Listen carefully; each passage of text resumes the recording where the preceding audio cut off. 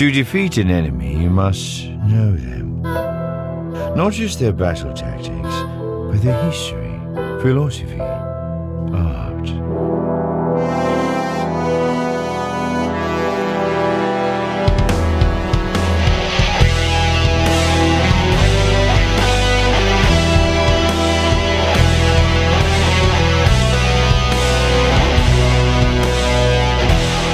Welcome to the Chiss Ascendancy podcast.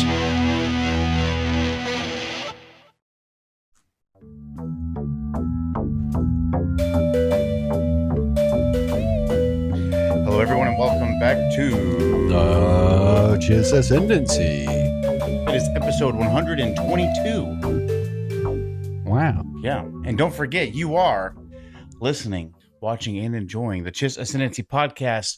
We are in week 6 of our third part of Heir to the Empire.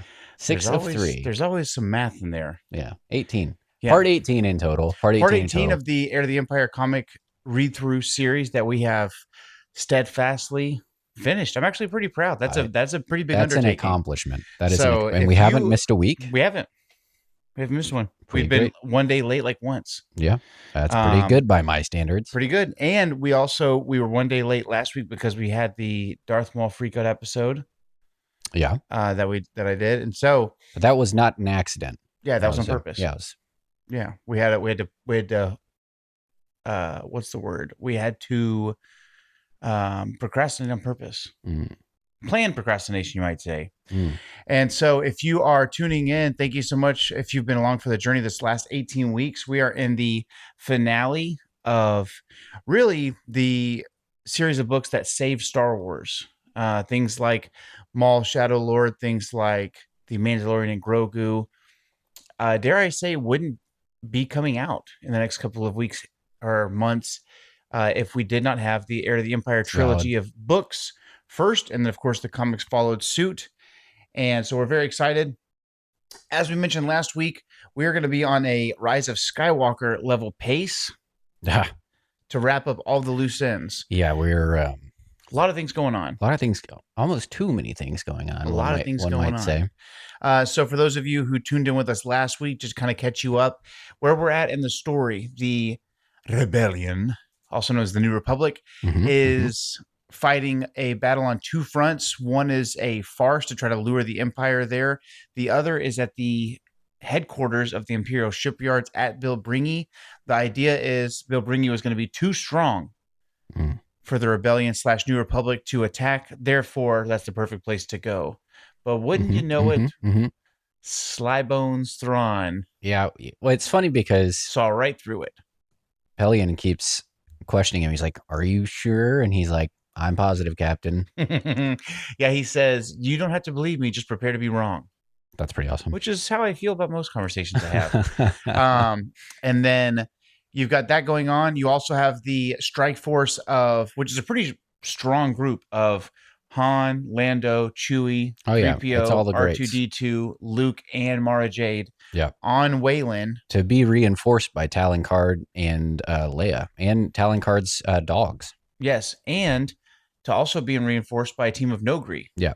So very, very strong strike Also force. be enforced by 2 tribes of natives. Yeah. Probably when you think about it, it's even stronger than the attack on Endor. Let's be honest. It's the strongest attack force we've had going on one mission, but it's of the utmost importance. Not only is Jedi Master Joruus C'Baoth, who has now fallen to the dark side, he is there, and we've got a full-blown rebellion within the Imperial Remnant of C'Baoth against Thrawn. We never really see that come to fruition because, of course, both of them will meet their fate in this issue. Yes. More importantly than C'Baoth, in the immediate future, is that the Sparty cloning cylinders are on Wayland as well. And they are churning out clones faster than rabbits. They sure are. And so we have to make sure that is stopped. So I think really honestly, Cut it out, rabbits. The cloning facility is more important to the New Republic being stopped than C'Baoth himself.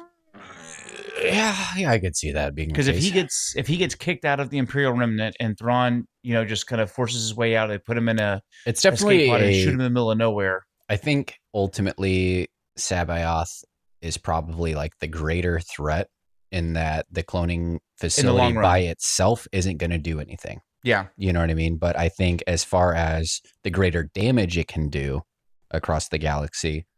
Yeah. I would say the clones are the more immediate threat because of how, Thrawn has basically the majority of the Katana fleet. Yeah. C'Baoth is the bigger threat long term, obviously, Mad Emperor style. So on the cover here, we've got Mara Jade. We do have Master C'Baoth, a couple of stormtroopers, and you've got a really cool flashback to what is supposed to look like Vader and Luke fighting on Bespin, it looks like, because that's that little...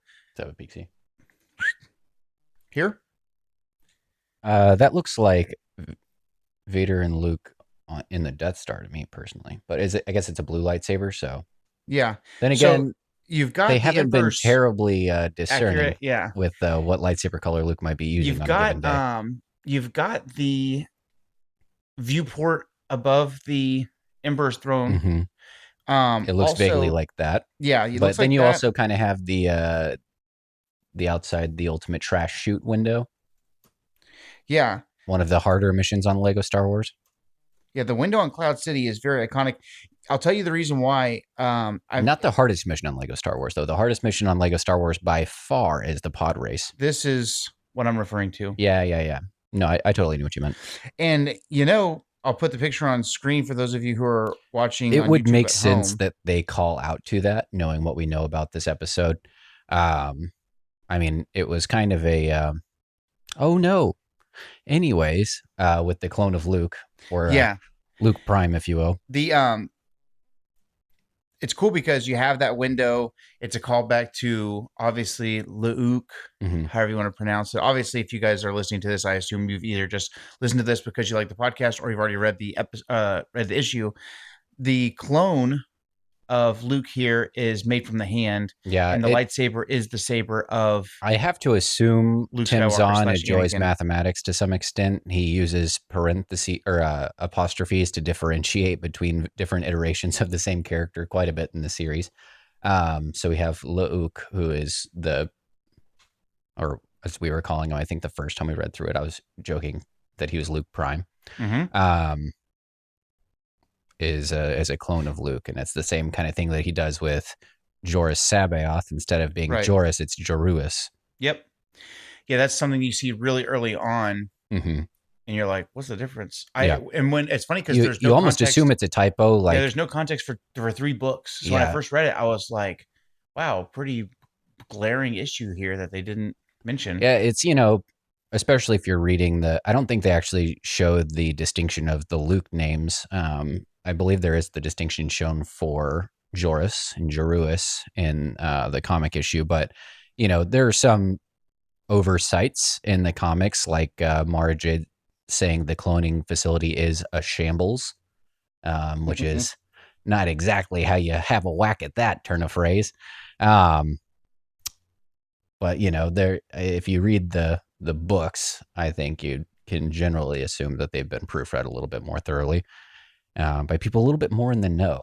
Then again, I read a lot of fantasy fiction, and sometimes there's just a mistake. That's all there is to it. Yeah, it just happens sometimes. Yeah, just happens. But I do like that it's obviously a callback to Cloud City, but the fight clearly here is between Luke and his self.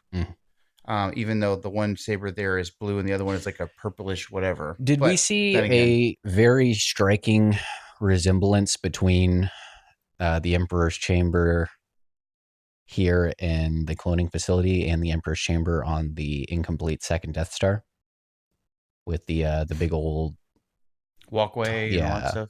Yeah, it makes sense. He's got a theme going, I think. Yeah, he's got a style he likes. So the issue starts out with the battle at Bilbringi. Obviously, we understand that this is an ambush, so there's a lot going on there. Kind of skipping ahead, you see that moment where Thrawn says, "You don't have to agree. You're just going to be wrong." Yeah. Which we referred to earlier.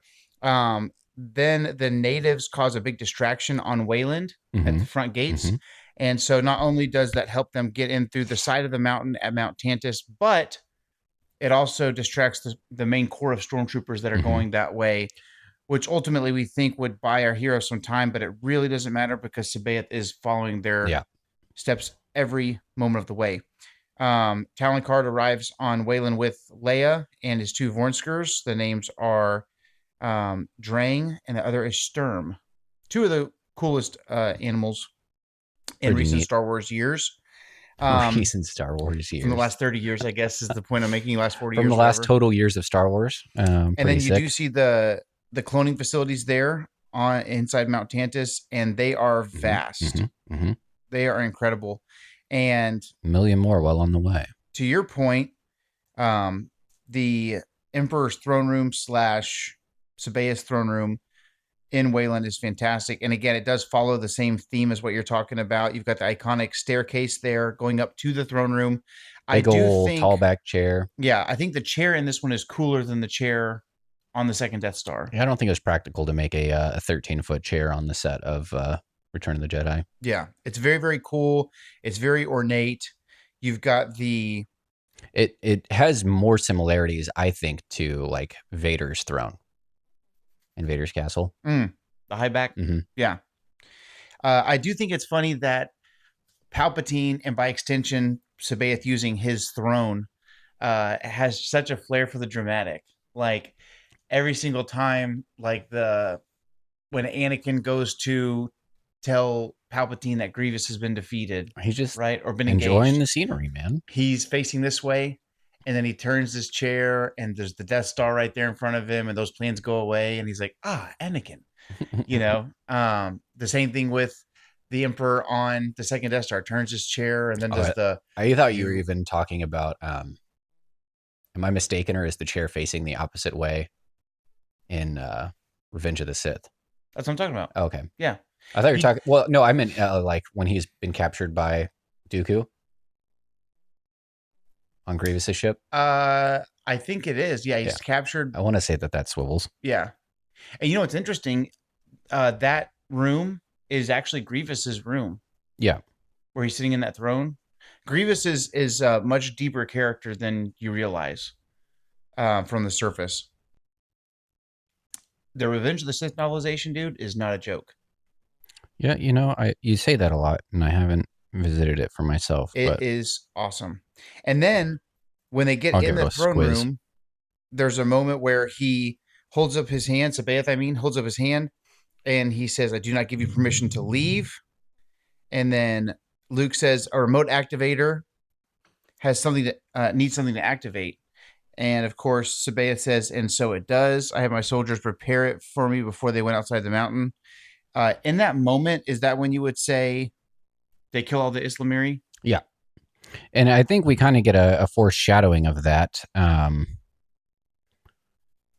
with the final panel. You have to assume that C'Baoth is attached to the Force in some extent. We had kind of tossed around the idea of him having some of his more loyal followers help him dispatch with the Islamari, and so he did. So he did. And then that opens up the concept for him to use the Force lightning, which obviously hurts Mara, takes her out of the running for a second. And that's when you get the revelation, excuse me, the revelation of Dark Luke, aka Luke, aka Luke Prime. And I will say, Luke with that madness in his eyes is quite the sight. It harkens very strongly to one of the DLC missions in Force Unleashed, the Ultimate Sith Edition. Ooh, on Hoth? Yeah, that is a very, very good one. And he turns dark. Yep. Do you still, I can't remember, if you turn him dark, you still kill him, right? No, you take him as your apprentice. What you're trying to do is basically defeat him. So Luke turns to the dark side to gain extra power to help the Millennium Falcon escape. And then you have to defeat him. And then once you've subdued him, he becomes your apprentice against Darth Vader. That's right. Obviously, there's a all battle. Canon, actually. Huh? I said it's all canon, actually. There's a battle in the throne room. Long story short, Luke bargains with C'Baoth for the life of his loved ones that he would join C'Baoth if he lets Han and Leia and those guys leave. And while he's distracted, Mara uses the Force, because this whole time she's been kind of like iffy with her connection to the Force and being, wanting to use it, stuff like that. And she obviously uses the Force to call the saber to herself. And then, ironically, that last command that she kept hearing in her sleep and dreams, which this whole time we thought was Palpatine, is actually C'Baoth. You will kill Luke Skywalker. And so she does. So she does. She kills Luke Prime. Luke squared, that is. And at that moment, C'Baoth is very, very upset. And then he says, basically at this point, he's given up trying to turn Luke. So he's going to let Luke pass. And he's going to take Mara as his student. And then when she refuses, he basically tells her, I'm going to force you into the cloning chamber so that I can clone you, so that I can train your clone. He's going to kill everybody but use their clones against him. Oh, there it is. I just needed to verify for myself. The old turnaround. The old turnaround, Here we yeah. go. Look at that. When they get off in there in the chamber. Yeah, I just need to make sure I wasn't crazy. I had to find a good somebody breaking the law version of it on YouTube. It's hard to find Disney clips online that aren't Disney Plus won't play because I've got it attached to the TV. You don't need to know that, but I feel vindicated. Yeah, absolutely. There's an interesting moment here where the death of C'Baoth is Luke is fighting C'Baoth. He's using lightning. But C'Baoth is talking to Mara about joining him. Yeah, and it feels like a lot of people are talking about other people right in front of them. It happens like 15 times in this scene. Well, then also you have the moment where, so let's see. Okay, so Luke's wearing the black tank top. He's on one side of the screen. C'Baoth's talking to him. And then Mara, he says, what about Mara? C'Baoth says, I'll deal with her later. Mara says, you'll deal with me now. It's confusing because Luke and Mara are both wearing black tank tops. So from the side, if you just see like a blur with a black tank top, I don't know who the heck it is. And then again, you see a character blocking Force lightning. And at that moment, Luke uses the Force to throw his saber and turn loose the Vornskers. I think he's recalling his lightsaber to himself because everybody's been stripped of their weapons but C'Baoth. Yeah. He's recalling his the Force to lightsaber. either take his saber or throw his saber. It cuts the lead off the Vornskers. You see a freaking blue hemisphere, in the left side of that panel there. And if you look really carefully and you follow the train of events, you'll realize that it is a Vornsker. Yeah. Being shocked by lightning. So the Vornsker obviously is drawn to the Force. And so he's attacking. He's going to attack C'Baoth, which does give them the chance to distract him long enough that Mara uses the saber to throw it through his chest. And it is really cool that we assume that I'm gathering that's Leia's lightsaber that had been stripped from Leia because Mara didn't have a lightsaber at this point. I don't think, did she? This saber, last I checked, I don't know, because Leia comes in with one. I think Mara was using a blaster as her primary weapon. Yeah, you're right. Leia does come in with one. Mara doesn't have a lightsaber at this point, and she is not given one to the very end where Luke gives her his father's lightsaber, which is pretty cool. Pretty cool, I guess. Then C'Baoth, who is still actively using Force lightning, gets a lightsaber driven through his chest, and it turns him like thermonuclear, and he just turns into kind of the Palpatine lightning that we do at the end of every episode. Well, it looks more like a almost like the explosion that we have at the end of Return of the Jedi when Palpatine dies and the whole little tube that he's in kind of explodes back up, and it blows a hole through the roof to the point where sorry, it's they're talking about having Talon cards ship the wild card, come pick them up. He's like, pick us up where? And they're like, how about there? Yeah. And unfortunately, it looks like, I mean, I can't tell for sure, but it looks like that one Vornsker is worse toast. for wear. He's toast. You see him being mourned by his little sibling down there in the corner. Which is really sad. I think it's hilarious that in all the things they neglected to follow up, like one of the biggest themes throughout the first two books, Delta Source, but they still include a panel of like the Vornsker mourning the other Vornsker. It is interesting that in the story, Delta Source is a much larger portion. However, speaking for myself, 30 plus years later after this has come out, It's more important to me to see the Vornskir cry. Did From that did moment, Matameo wept? did what is it? What's the name of Slagar. Slagar? What's Did- his did- chicken hound? Did Chicken Hound Did wept? Chicken Hound cry? Did he wept? Does he wept? Anyways, you basically have Thrawn has the rebellion dead to rights at Bilbringi. However, it says, "Sorry, we have a private message or priority message coming from the Wayland cloning facility." He says, "Read it. The mountain is under attack, sir. Two different forces of natives, some rebel saboteurs, and then over his corner, corner of his eye, he says, and a group of Nogri." And the Nogri slaps the piss out of the Imperial officer, which I believe would be Pelion. Yeah, Rook And- is like, all right, cover's blown. Yeah. Rook holds the knife to Pelion and says, "For the treachery of the Empire against the Nogri people, we were betrayed. We have been avenged." And you see, it's almost like the knife comes through the back of Thrawn's chair. That's what I seem to recall. Is the knife that goes back through Thrawn's chair. And Thrawn, of course, very, very iconic, says, "But it was so artistically done." You hear a call signal. Captain Pelion, the Nemesis, and the Stormhawk are requesting orders. What should I tell them? And he replies, "Signal to all ships, prepare to retreat." And unfortunately, our sweet prince, Grand Admiral Thrawn, closes those beautiful red eyes one last time. They're We now a wrap milky up, shade of pink. yeah. We wrap up on Real quick before you advance too far, Go can we ahead. talk about how Nemesis and Chimera are like much cooler names than Stormhawk? yeah. Like disproportionately cool compared to Stormhawk. Yeah. I'm curious if he was like trying to go for a Thunderbird, but he was trying to stay a little distant. Maybe so. Stormhawk is kind of weaker than Nemesis. Obviously, is very cool. Chimera is very cool. Chimera is very cool. Chimera is kind of on the nose too for it being a Star Wars ship. That's mythological. Yeah. Very last page, we end up on the rooftop of Coruscant, and I assume this is the Imperial Palace.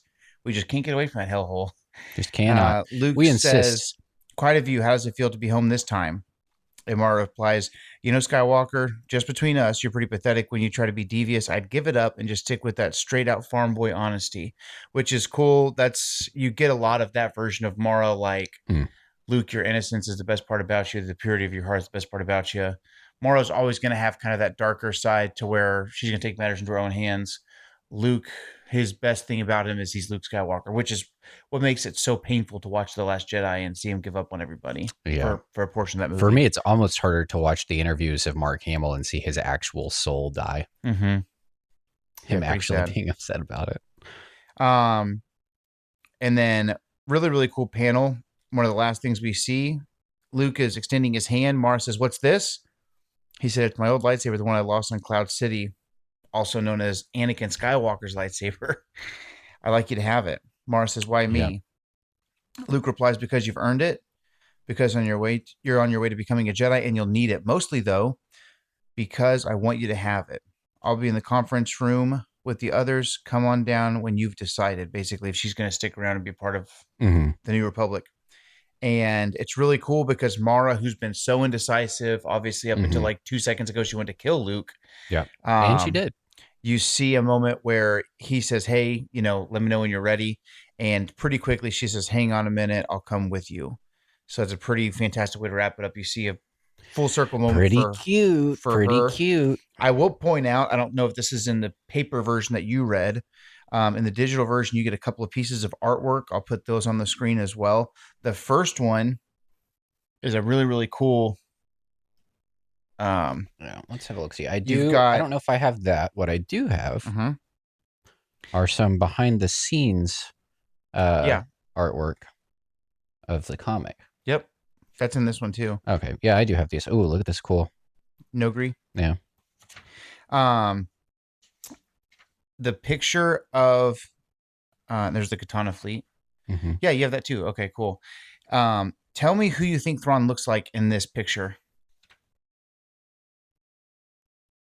I don't know. There's one person I'm thinking of. I hope you say it.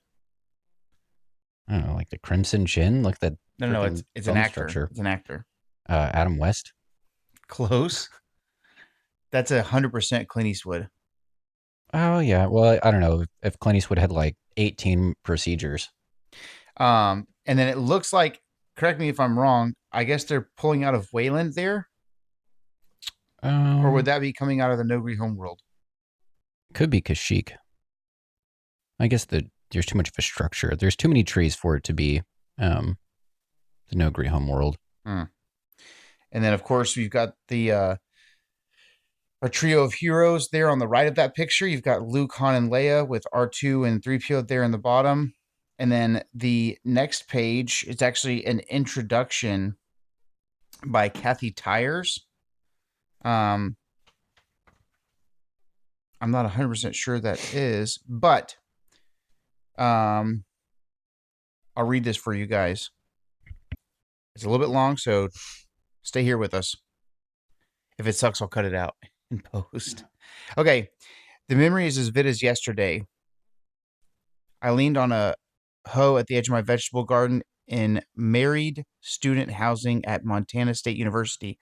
Grubby and sweaty and fascinated, my wild-eyed and wilder-haired friend Clayton had just driven back from Los Angeles, and he couldn't wait to gloat over the movie premiere he'd taken in. Clayton and I loved to analyze words and names. We had a heyday with Skywalker, Darth Vader, and Han Solo. Those names, so fraught with symbolism, were the first I heard of Star Wars. They gave me my first clue that George Lucas had tapped mythic elements, fantasy's romantic appeal, and hard-edged visual science fiction. Less than a month later, Star Wars opened in our quiet town. What music, what special effects, what a story. I took a friend to see Star Wars every night for 2 weeks.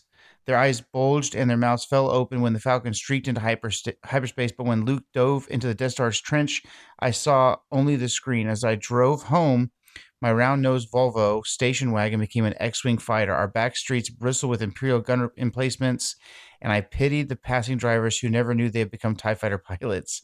This is actually pretty funny. The Star Wars trilogy celebrated courage and compassion, family ties, and individuals' value, and especially George Lucas' belief that the right and wrong both exist in the galaxy, but right is intrinsically better, and I believe stronger.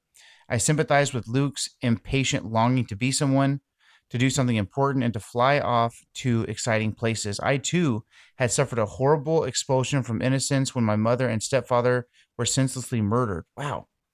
I, too, have found myself called into a wider world, and I found out how high the cost of that call and how fragile a thing virtue is, but how desperately important. Because if talented young Luke Skywalker fell to the dark side, millions might suffer, and each immortal soul is worth more than any star in the galaxy. I wasn't writing back then, but I've livened up my gardening time for the next several summers by imagining future episodes.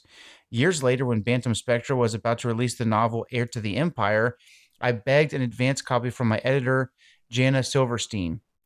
It was exhilarating to re-enter the galaxy far, far away. Timothy Zahn's storytelling was tight and true, his gadgets and creatures realistic in the authentic George Lucas style, his battles and escape scenes good old-fashioned nail-biters. Tim portrayed the characters faithfully. He even brought a woman into Luke's life. Yes, Mara Jade hated him, but I saw the potential for mutual respect, even passion in that relationship. Also, it's no small trick to disable a Jedi Knight convincingly enough to make readers fear for his life. And Tim almost convinced me during that elegant dance across Merker's forest floor. Surely Lucasfilm wouldn't let any author kill Luke. Grand Admiral Thrawn's inductive reasoning made him a worthy adversary too. And who was Joruus person? And why did so many characters call him Joruus? Which is what we talked about just a second ago. Now imagine my feelings when Jana called to offer me a Star Wars contract for a novel that would take place soon after Return of the Jedi. There are still handprints on my ceiling. I tipped my Skywalker Ranch ball cap to Timothy Zahn, who plotted the Star Wars characters into his rich, hazardous future, to Mike Barron, who scripted the comic book, and to Oliver Vatine, Fred Blanchard, Isabel Rabereau, and Matthew Lafray for those elegant backdrops, well-known aliens, and facial nuances, tools the non-graphic author is doomed to envy. Enjoy this collected edition as I did, and then if you haven't read Tim Zahn's Star Wars novels, do so. They're too good to miss. I wouldn't complain too if you took home The Truce at Bakura too, which is what she wrote. Very, very cool. I'm very excited to try the Truce of Bakura. That's one that It looks like she is also wrote New Jedi Order Balance Point, but that was probably after the fact. yes. So New Jedi Order is that 19 book long the Yuzeng Vong versus the New Republic series, and there's some really great artwork on the opposite page of that. You follow through, and of course we'll put this on screen.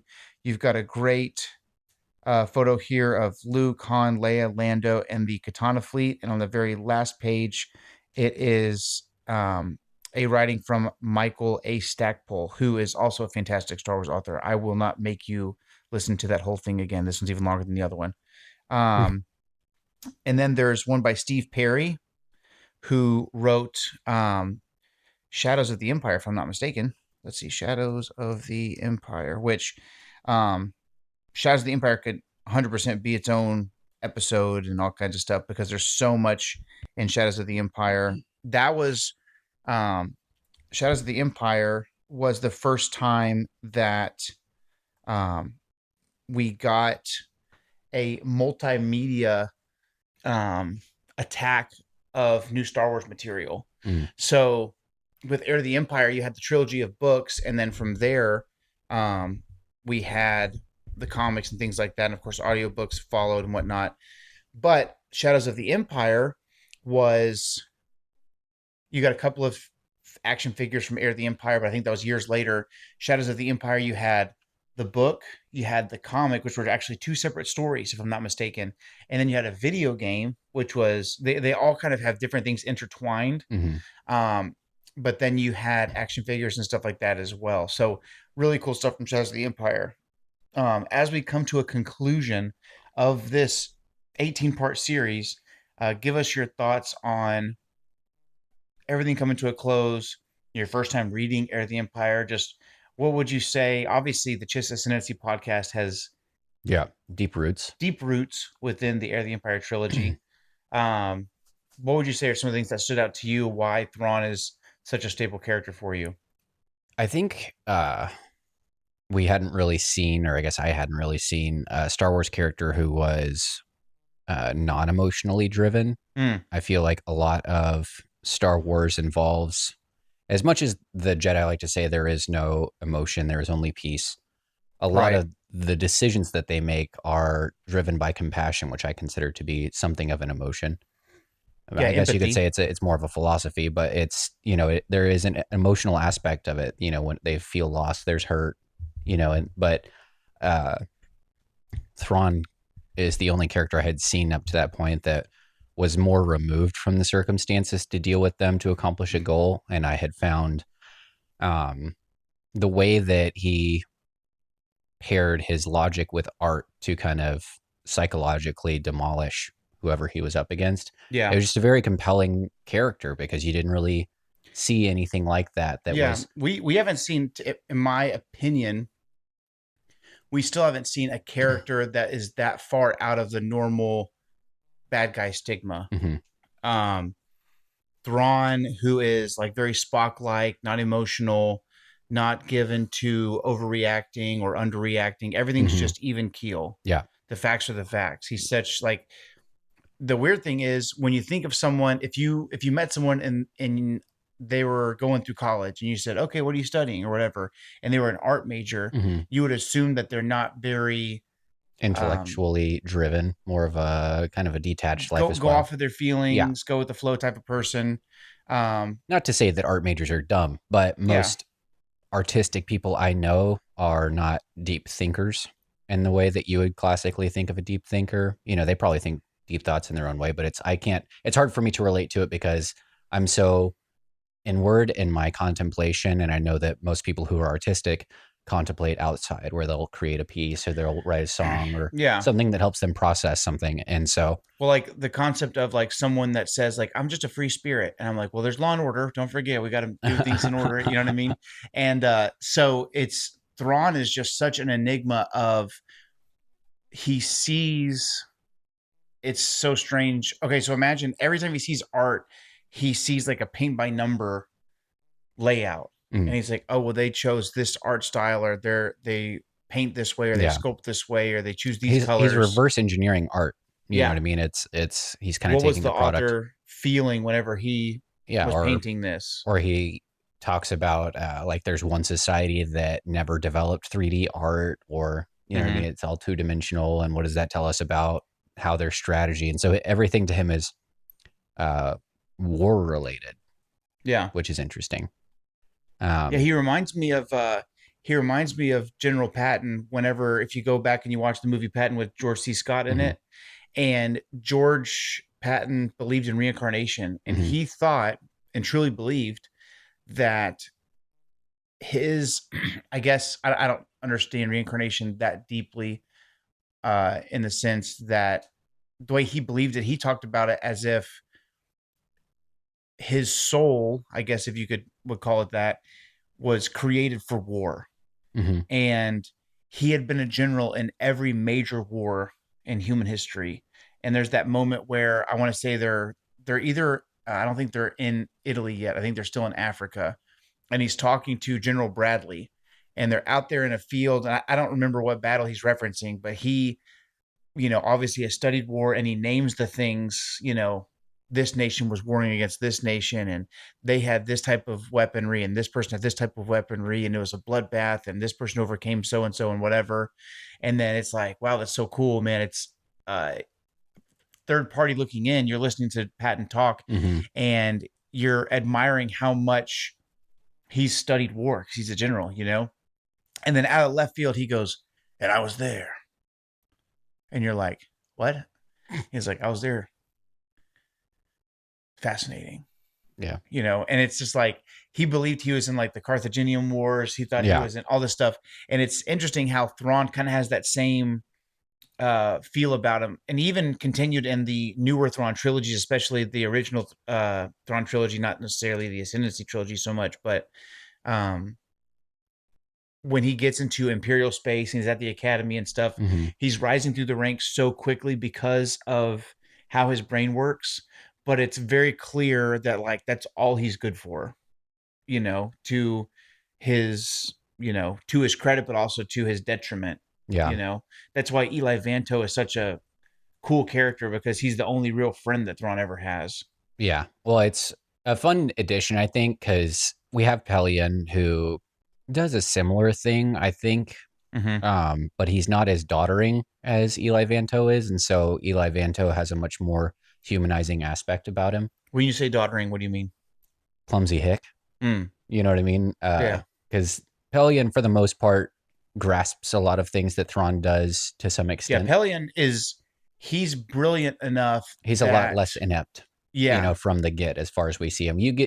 Vanto becomes developed, and he becomes, fluent in what Thrawn's doing. Yeah, Pelion, by the time you meet him, he's Thrawn's right-hand guy. Right. And in Legends, he goes on to be the head of the Imperial Remnant. Because there is a portion of time in Legends several years down the road where the Imperial Remnant and the New Republic are coexistent, and they're in their part of space, New Republic's in their part of space, and there's no more war. There's been a mutual understanding of, right, of peace, I guess. It's I mean, before I guess the Civil War broke out, it's kind of like the Confederacy of Independent Systems sort of thing. You're the government out there, I'm the government out here. It's almost like countries that have worlds. You know what I mean? It's interesting. Talking about the CIS in the Revenge of the Sith novelization, which I'm currently reading. I got a little bit more to go. I'm basically at the point where Obi-Wan's about to defeat Grievous, and Sidious has just revealed himself to Anakin. But long story short, there's a moment where they're like, well, if Dooku's been killed and Grievous is about to be taken out, because we can focus everything on Grievous. If we take those two people out, they really are floundering. And they said maybe the leadership could be persuaded to quit. And they're always talking about some kind of bribe, Yeah. And Palpatine, of course, playing the role as like unequivocal surrender is the only way. Right. If we bribe with them, if we deal with them, then we legitimize what they're doing. Yeah. Good cover. Yeah. There's a line, and we'll get back to the, the Thrawn stuff, but there's a line I was listening to on my way here where the dialogue's a little bit different. Which, interesting, Matthew Stover wrote the Revenge of the Sith novelization before the movie came out. It came out like 2 or 3 weeks prior. So the cape gets thrown off of Grievous, and he goes like, I've been trained in your Jedi arts by Count Dooku, or he calls him Lord Tyrannus in the book. And Obi-Wan says, "Don't you mean Count Dooku?" And he says, "Curious coincidence," because Dooku, Grievous is flexing that Dooku trained him, because obviously Dooku is a fantastic duelist. He says, "I've been training your arts by Lord Tyrannus himself." And Obi-Wan says, "Don't you mean Count Dooku? That's a curious coincidence, because I trained the man that defeated Dooku." And he smiles at him, and it was really cool. And it goes back to, you have a flashback in Obi-Wan's mind of Mace explaining to Obi-Wan why he's the perfect one to fight Grievous. And Obi-Wan is like, "You've got power on your side. You're a stronger Force user, and you've got Vapad, that is, the Shatterpoint system and all that kind of stuff." And Mace Windu says, because it kind of breaks down, Obi-Wan is a master of none of the lightsaber forms except for the most basic one. And Mace says, "So who is more powerful, the man who creates a form to kill, or the master of the original form?" And Obi-Wan says, "Well, I think it's a bit of a stretch to call me a master of it." And Mace says, "I didn't say a master.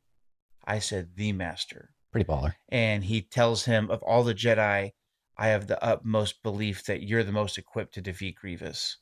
And I guess the point is, Grievous, they unpack that even when he wants to use Vapad against him, I say it Vapad, Vapod. I say it 1,000 different ways. Well, all the different authors say it differently. Yeah, but basically, Mace and Grievous fight for a real short period of time in the book Labyrinth of Evil, and Mace mentions to Obi-Wan, "I used it once against him, and his cybernetic part of his brain or whatever picked up on that so quickly that the next time I went to use it, he had a counter for it."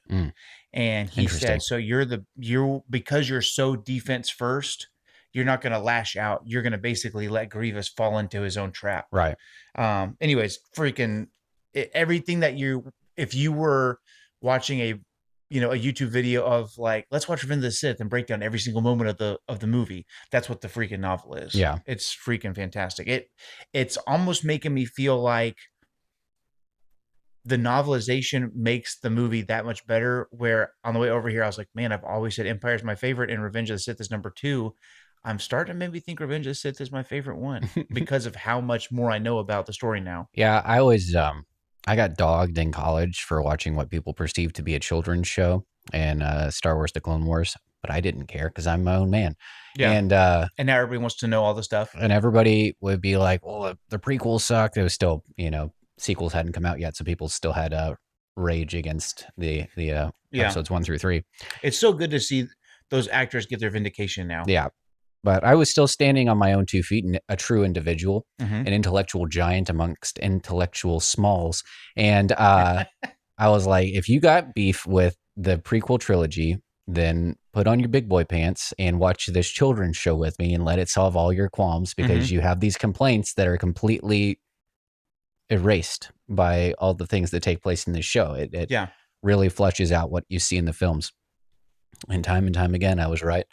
And so I think it's interesting to see the novelization make it even that much more robust. I will say the way that Mace thinks about Anakin and talks about Anakin is much harsher in the novelization. Yeah, it's probably the real Snape treatment. I always talk about how people will see Deathly Hallows Part 2 and think that Snape is this great guy, and I was like, okay, he was a total douche POS for no reason towards an actual child who had no background on the beef between him and his father, or the fact that his dad actually maybe was a little bit of a bully. But he just totally took out all of his aggressions on this kid and was like vindictive towards other students, mentally, verbally abusive towards pretty much anybody that wasn't a Slytherin. And I was like, dude, the fact that he was pretty much blackmailed because he had a Mondo crush on some other dude's wife does not... Who's dead. Yeah, does not does not do it for me. It does not erase who he was in his entire life. It makes great television to go back and use and put his tears in the pontificator or whatever the heck it's called. Pensive. Yeah, whatever. It makes a great movie, and Alan Rickman, rest in peace to his credit, does such a great job that you're like, wow. Well, and to my further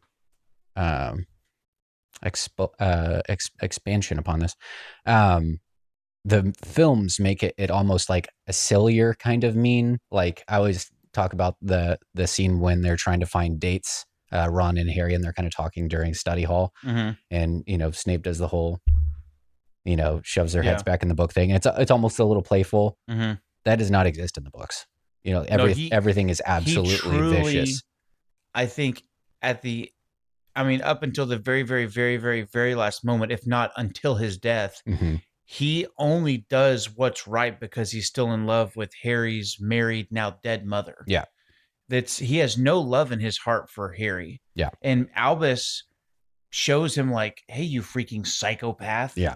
This is the son of the woman that you love, who's dead, you freaking weirdo. Have a heart. Yeah.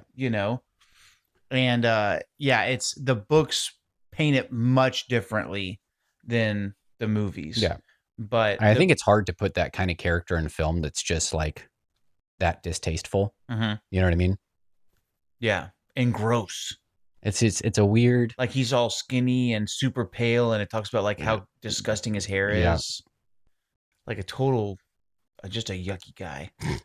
But it's also hard because when you're watching a movie, you don't get the inner dialogue. Books are so much greater for character development in that sense, because you can really spell out the change of heart that Snape has over the years, and his conversations with Dumbledore and stuff like that, where you use the pensieve in the movies to unpack all of this stuff, but in the books, it's like there is redemption for him, but it's not like, oh, wow. In the movies, it almost makes him look like he was mean to Harry as a cover. Right. He really didn't like Harry. No, he hated that kid. He just saw his dad in him. Yeah. And I guess it's kind of the same treatment as what Thrawn gets, because Thrawn's such a deep character in all the books, and then in the shows, he's good, not fantastic. And so far in Ahsoka, we haven't gotten that much of him. I am a little like, I think Filoni and those guys will do what's best for Ahsoka as a character. I'm worried that Thrawn will be sacrificed at the altar of Ahsoka. Because Thrawn... What if Ahsoka dies? Well, here's the thing.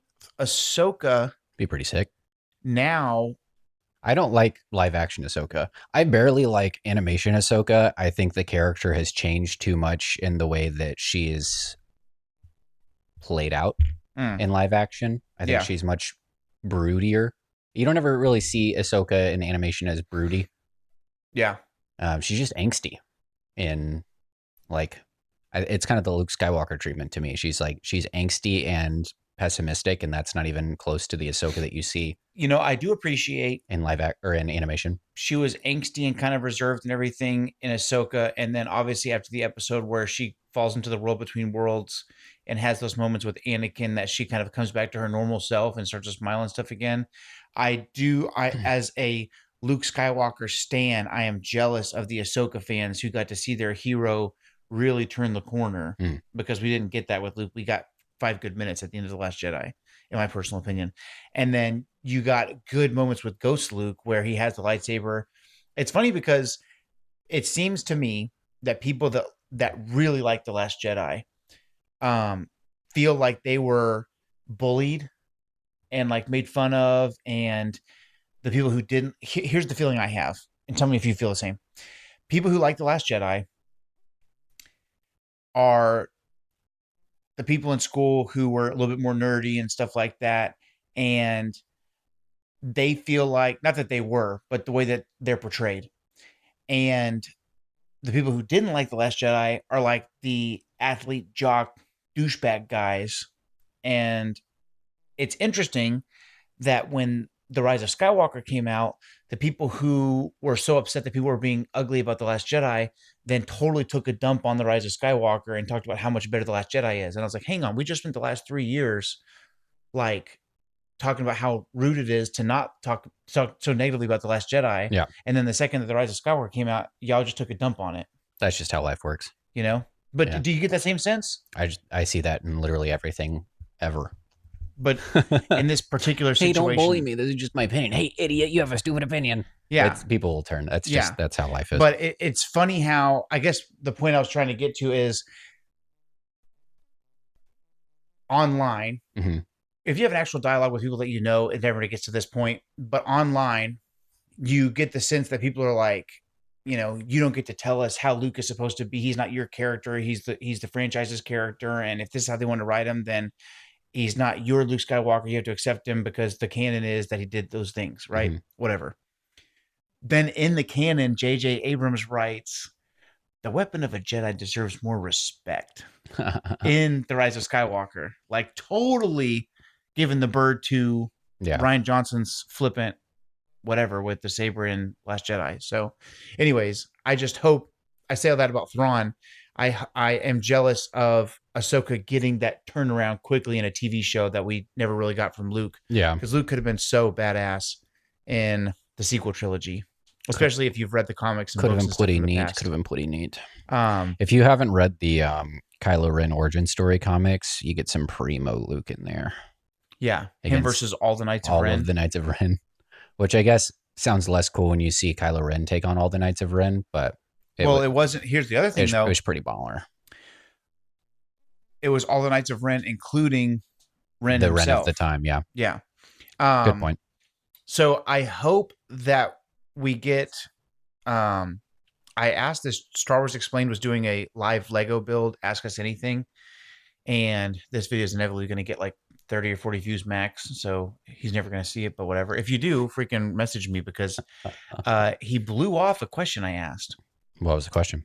I said, do you think, I'm going to butcher it, but basically what I said was, do you think that Thrawn is going to make it home to the Chiss, or is that character not going to be, like, is that part of his character not going to be explored in live action? Something like that, right? Because who is obviously this person that you're asking the question Star to? Wars Explained. Oh, okay. He's like one of the biggest Star Wars YouTube channels. Yeah, I know his channel. I didn't hear the introduction. Him and his wife are doing a, Ask Us Anything while we build these Legos live. Gotcha. I thought you were saying Lego like the Lego page was doing a live Star Wars build to like ask us questions, and I was like, this is not really Lego Star Wars depth question that you're asking here. No. Gotcha. So I was asking somebody who has a very deep knowledge of the lore, who's read all the books, canon and legends, or at least the vast majority of them. And my thought was, okay, it was something along the lines of, will Thrawn always be a villain in live action, or will we see the part of him that's in the novels fleshed out about ultimately wanting to get home to the Chiss? Mm-hmm. And I can't remember what the response was, but it was like, I mean, I don't know. Or like, I was so freaking pissed off. I was like, that's a freaking good question, dude. That's a freaking good question. Why'd they write 6 books in canon, like really nailing down and driving in the fact that the longest canon Star Wars novel to exist. Yeah.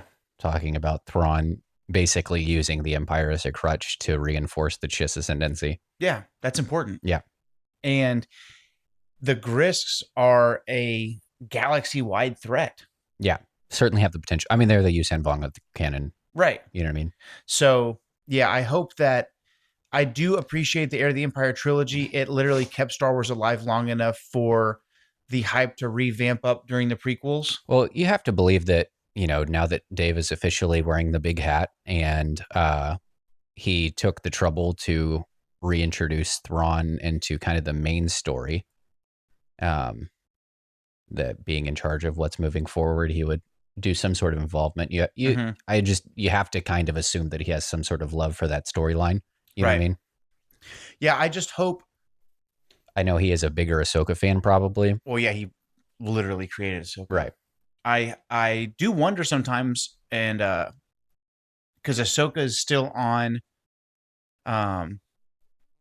Jedi Exploration Planet, where Balin is. I can't remember the name of it, but he's still on she's still on that planet with Sabine, and now Thrawn is in the known galaxy, so obviously she could get off of there, but I think that what we'll see is some type of, I don't know, if Ahsoka just like transcends like Elijah and freaking Enoch into like a spiritual force being, because I mean, there's already kind of the precedent for being able to force teleport via the Loth Wolves. And it's clear that they're going to do some sort of Mortis Force Nexus something. yeah, I mean, it's been incredibly heavily foretold. Yeah, Shin becomes the freaking Abeloth or whatever. That would be cool. But I don't think, I mean, like, I get it. I don't think Shin is a strong enough candidate. What do you mean? Like, she's not that strong. I don't think she's a strong enough Force user to be a candidate for something so. Well, in Legends, the woman that becomes Abeloth, we don't even know was Force sensitive at all. Yeah, but that was before the word midichlorians existed. No. Was that written after one? Oh, well. The Legacy of the Force series and the Fate of the Jedi series was like in the early... I was under the impression that was in the 90s. No. Interesting. Legacy of the Force, the first one, I remember I bought the novel because Legacy of the Force Betrayal by Aaron Alston was on a shelf at Best Buy, of all places, in, I want to say, 2006, 2008, something like that. When was it released? It's, I think, between 2006 and 2008, it says. There you go. So the Abeloth character was then introduced in the Fate of the Jedi series, which followed Legacy of the Force. So we're talking like 2010, maybe. Yeah. And so there's a woman that was... I'm familiar with the story. On Mortis. The font of power and the pool of knowledge holds the power within itself. Yeah. What do you think is going to happen with Balin? That is a great question. Because he was such a cool character. Well, we know, obviously... I think he's been recast. Yeah. Well, yeah. Ray Stevenson passed away before Ahsoka aired. Right. And then Rory McCann is casted as him. You never watched Game of Thrones, but he is a character named the Hound, who is my favorite Game of Thrones character. And here are the photos of him as Balin. Very, very great look. And I just am so attached to the way that the character was played out originally. I'm not saying that they can't. Yeah, I've seen these, I think. I'm not saying like they can't, continue to write the character. There's just so much magic in the way one actor plays one character. Well, I will say I totally 100% agree with that concept. So Ray Stevenson and Rory McCann are actually very close friends. And so Rory visited with Ray's family and was like, hey, they're asking me to do this. What are your thoughts? And the family was like, oh my gosh, obviously we're very sad and hurt that Ray passed away. Right. He was so excited about Balin. We thought he did such a great job with Balin. I can't think of, what I've heard, right? That they told Rory, like, there's literally no one we would rather fill those shoes. Yeah. And I don't know. It just feels like... You've never seen Game of Thrones, but the Hound is a great character. Yeah. I know you've expressed your love for him to me in the past. It just kind of feels like Avenged after the Rev passed. There are great drummers in the world, but there's nobody that's ever going to be the magic. Yep. You know what I mean? Yep. Definitely big shoes to fill, for sure. Now, the good thing is Rory's a great actor, and Dave has I would think, has a very clear feel for what he wants the character to be. Yeah. And who he wants the character to be and how he wants things to be portrayed. Now, the question that you originally asked, that's very tough to answer off the top of my head, because when you see him walking out on the hand of the statue of the father of Mortis, it harkens you back to those Clone Wars episodes where Anakin was offered by the father to replace him and become the balance, right? Anakin he brings balance to the Force with the defeat of Palpatine. Obviously, he's now passed away. So, I don't know, dude. I mean, Balin is a dark sider, but his saber is orange for a reason where it's I feel not like- lead. Like, does Balin's skull represent balance? I don't know. I feel like- Ahsoka, obviously, they're heavily implying is the daughter or whatever. Yeah, I mean, well, they have that connection. They're hearkening, or a lot of people online are hearkening back to the fact that the daughter gave her life to resurrect Ahsoka. Right. And that she's gonna, I don't know, do like a North Water Tribe princess moon magic sort of thing where she gives it back. Reference. I want to say that Balin's probably the closest thing that we've had to a gray Jedi in canon, and I know that idea has been like very sternly Doesn't exist. eschewed. Yeah. But then you give me somebody like Balin who is going to neglect the treacherous, backstabbing ways of the Sith, but also kind of sees through the lies of the Jedi, where he's, passing away from the dogmatic views of, this is absolute right and this is absolute wrong. And so philosophically, you don't see anybody, he doesn't claim to be Jedi, he doesn't claim to be Sith, he very adamantly refuses to be Jedi or Sith, which is something you also see Ahsoka doing, but then you see her have much heavier convictions one way or the other. You know what I mean? She has very heavy Jedi convictions. And so you don't see anybody that we have existing right now who is pretty neutral allegiance-wise. Yeah, I agree. Balin, Shin clearly has a bend towards the dark. Oh, yeah. And you see him kind of recognize that, and I think turn her loose because she's not going to be his natural heir. Yeah, you know what I mean? He says, our paths divulge here. Yeah. Good luck to you. But yeah, she's like, this is our chance. Yeah. And Balin's like, I'm not interested in taking over. He's like if you can say this, he's like the Qui-Gon Jinn of the dark side. Like, he is so middle of the road. And I say that very, with reservations. Of course, Qui-Gon was a devout Jedi, did things that nobody else had done because I think he had such a clear perspective of the living force. But yeah, just the quote that really comes to mind with all the talk that you're giving is Shin saying, do you miss the Jedi, or do you miss the Jedi Order? And Balin with longing goes, I miss the idea of it. Yeah. He misses what I think should have stood it for. Seems like he's looking back to what we now have as the High Republic, where there was, and I wish that we could even go further back, honestly, because the High Republic really represents to me the beginning of the end. 100%. It highlights because it was introduced to me in my mind, at least this was the impression, correct me if you got a different idea from all of like the pre-release material, that this is like the Jedi at the top of their game. Yeah, their peak. And I'm getting the I Jedi think they're coming off their peak. Yeah, I think I'm seeing, Michael Jordan trying to play baseball. You know what I mean? I'm seeing something that was great at one point and is deciding to not be as great as it could be or has been. And I think, to me, in my mind, when I'm watching him, he's seeing what the Jedi used to be, what they used to represent in the galaxy, that I feel like at this point in the Star Wars timeline, it's such a divisive topic about, what the Jedi were or what they stood for. And part of that's going to be like imperial, what's the word I'm looking for? Propaganda. But, he would have been before all that. And so he would have had, I'm sure they have like a Jedi church history course, that they teach, the timeline or whatever. Right. The history of the Jedi, the history of the Order. And I don't know, if I were a fallen Jedi and I said I miss the idea of it, I would be thinking I miss what it had the potential to be or what it used to be. You know what I mean? And it's no longer fulfilling that role. I would be thinking I miss what I was taught it was, but it wasn't. It's like whenever I watch a lot of cult documentaries. I'm fascinated with the psychology behind cult mechanics.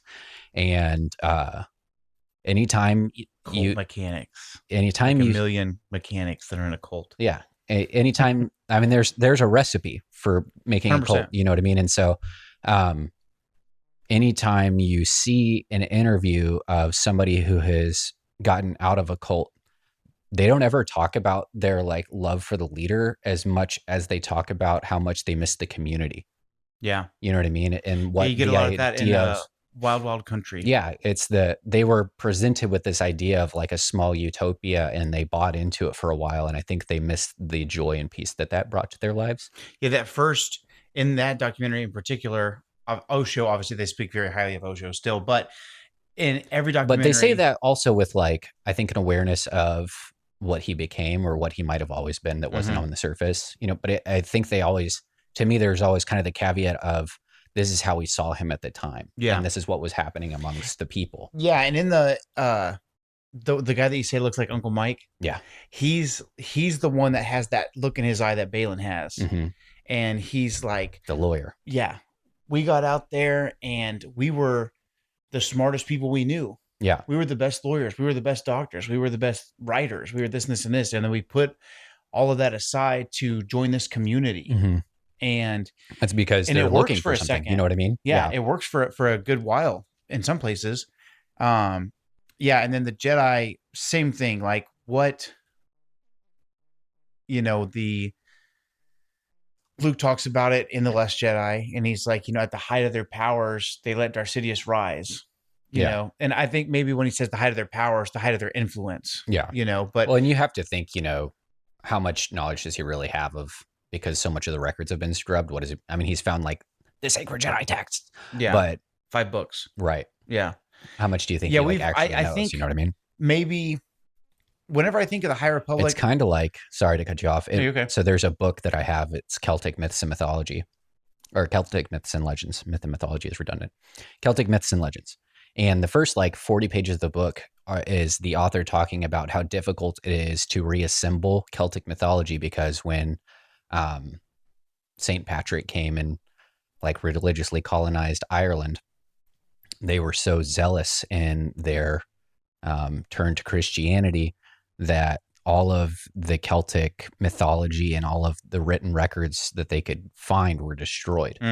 And so there isn't really a reliable, unlike pretty much every other mythology system that we have, there isn't any record of the actual story. So most of it's word of mouth, and some of it's reconstructed by, whatever pieces they can find here and there. But it's more of looking for dinosaur bones than being able to, get your tweezers out and unroll the scroll. And so I think about, the doctoral process Luke must have had to go through to find out Jedi teachings, you know what I mean? Whatever the hunt is to find holocrons, and it kind of harkens to Darth Bane trying to find all the Sith relics after 3,000 years of the purge from the Jedi. Yeah. I think if I were Luke, the first place I would look after the fall of the Empire would be as close to the Emperor as possible. Because Palpatine was so studious and so knowledgeable. He was a collector for sure. And I was thinking, I think it's in Tarkin, where he has kind of the Sith shrine underneath the temple. And he has basically talked about, I don't know if it's that he's kind of formed a Force nexus there, or if it had always quietly been there. And that's why, there's so much power and influence drawn to this one spot. But it reminded me of when we were talking about can't get away from the Imperial Palace. And I'm like, is there just some force principle that causes this to be the circle of power and influence? Right. You know what I mean? Right. Yeah, they got away from that in canon. In Legends, Coruscant just stayed being Coruscant. But yeah, I think the concept was the Jedi Temple was built on top of a Jedi, or a kind of a dark side Force nexus, because the immense amount of light that would be there would kind of help put that at bay. It's almost like The Nun. Yes. Have you seen that? Yes. Yeah, where they build the church on top of. Yeah, exactly. Just like that. And what's interesting is that you didn't finish up the High Republic stuff, I don't think. But in those last couple of books, teetered off. I really enjoyed the main line. Yeah. Do you remember when there's this slew of 3 or 4 children's and young adult books that they were excruciating. Well, do you remember when the Blight came into play? And it's basically almost like a slow version of the Thanos snap that turns stuff to dust and stuff like that. There's in the latter 2 or 3 books, there's a formation of the Blight kind of starting in that Sith or dark side nexus underneath the temple. Oh, interesting. or at least in my mind's eye, that's where I pictured it, because they said it was underneath the temple. But Yoda goes down there. It was a pretty cool moment where there are several like Padawans or Jedi Knights down there, and they're basically meditating and pouring the light into that area to hold the blight at bay. And there's like 2 or 3 of them. I'm probably misremembering this because I've read several books since then, but there's a moment where these 2 or 3 Jedi need to go work on something else, and they're like, Master, we can't leave because, you know, we're holding the blight at bay. Because imagine if the blight gets out and starts taking over the Jedi Temple, the galaxy is screwed. Right. And Yoda's like, I got this. And it's like one of the only real things. I know some of the comics talk about Yoda, but in the novels, this is like one of the coolest things that he does, where he's like, you know, you 3 or 4 or 5 people go, I've got it. And these, you know, mainline characters, 3 or 4 of them leave, and he's just like holding it back by himself. Yeah. And basically they say he's not. What's funny is sweat. this is however many years, like 200 years ago. Mm-hmm. And he's already probably the oldest. Well, he's for sure the oldest one, yeah. In the Jedi Temple. Because he's pushing 900 in the prequels, so he would have been 700 already. Yeah. And pretty hilarious to think about a nice, spry 700-year-old Master Yoda. Probably hadn't even picked up his little stick yet. Can I tell you kind of how everything ends, or how they, you know, whatever? So basically, we're getting way off track here, and I'm like, this is a pretty long episode at this point, but they find the planet where the Nameless are from, and ultimately the Nameless aren't evil by nature. They're on this planet, and essentially, it's kind of hard to unpack in a short time, but when they're taken off of the planet, the Nameless keep the blight at bay. But when they're taken off of that planet, they kind of feed on the Force. And when they're taken off that planet, that desire for the Force is kind of what turns them crazy. And that's why they're hunting after Jedi and things like that. When they're on that planet, there's like a harmonious balance where the blight is kept at bay because the Nameless are there and stuff like that. So what ends up happening is Avar Kriss and Elzar Mann, who are in love and decided, you know what, like without even really forming an attachment, we can be in a relationship and still serve the galaxy. Same story in every freaking book. But there's above ground is kind of like where the light is, and underneath the ground is kind of where the dark takes place. And I can't remember who ends up in which area, but basically picture a yin and a yang, where you've got the dark semicircle and there's a white dot inside, and vice versa. And I want to say that Elzar Mann stays above ground in the light because there's a part of him that is dark, right? And he doesn't give into the dark, but there's that part of him that's dark. Right. And then that's a big theme, I think, in like the second or third book. Yeah. Yeah. It's in the second book where he like kills somebody, and then it's like a big deal. And he does like some of the coolest stuff anyone's ever seen or heard about. And then Avar is the bright light that's in the underground. And so basically, while they are there, there's enough Nameless dying that the blight will go crazy. And Markion Ro is like total chaos mode. He's like trying to kill as many Nameless as he can once they get to that planet. And it turns out that Markion, who's one of the greatest villains, especially since the Disney era, he's like not interested in power, not interested in ruling. He pretty much has the Republic by the balls at this point, and he follows them to this planet, and he's killing these Nameless and turning them on each other because he has the Rod of Ages. And he realizes if they all kill each other off, and there's no more, the less Nameless there are, and ultimately once they're extinct, the blight will just run rampant in the galaxy. So it's kind of like the opposite of Anakin and Padme's story, where Anakin chooses Padme over the health of the galaxy. Elzar stays above ground where the light is, if I remember correctly. And Avar stays underground where it's dark, and they're on the same planet, but they have to stay in their region because those two, with his little dark and her full light, keep those forces at bay long enough that the Nameless can breed and repopulate to a point where they can hold off the blight for forever. And they have to stay in those respective places until so many years from now, however many decades it is that, the galaxy is safe again. Mm-hmm. And so it's like their ultimate sacrifice is to be a Jedi and be deserted and be alone on this planet. And imagine like you and Tori live in this house, but you're up here and she's down there, and the galaxy will be safe as long as you stay up here and she stays down there, and y'all can't really talk, but you know that you love her because she's your wife, and you know that she loves you because you're her husband, but you can never really it's pretty crazy again. So that's the end of how it all ends. Doesn't mean you can't get laid. Yeah, I always think about that. Markion Ro is taken prisoner. Ooh. He's captured, and Markion's the villain you definitely want to win. Yes. You believe in his vision. And unfortunately, he doesn't win. And also, it's actually one of the greatest endings to a villain in recent Star Wars memory. What they do is they basically put him on, let's call it an asteroid prison. And it just says, this is like, fast forward 75 years, whatever, the very last epilogue or chapter or whatever. Mm-hmm. And it's like, he's old, he's alone, he hadn't seen another person or felt someone else's touch in, several decades or whatever, however long it is.